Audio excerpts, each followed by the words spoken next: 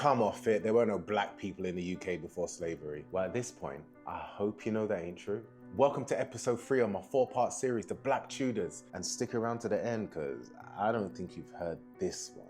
The year is 1592, London, Southwark, and the streets are noisy, packed taverns and markets by the Thames. In a small workshop, a man works on his loom whilst his children play outside nearby.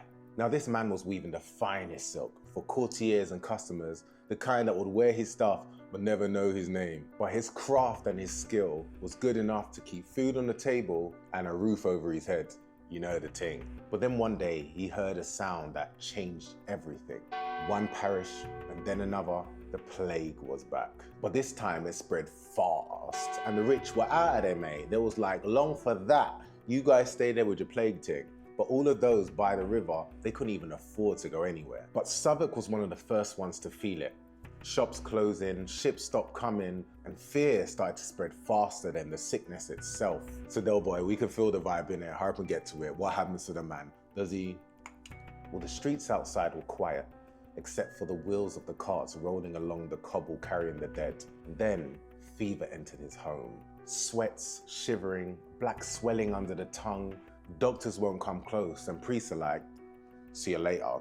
The only thing people had left was herbs, vinegar, and hope. I don't know what a vinegar is gonna do either. And once sickness takes hold, that's the end of it. But sickness didn't take him.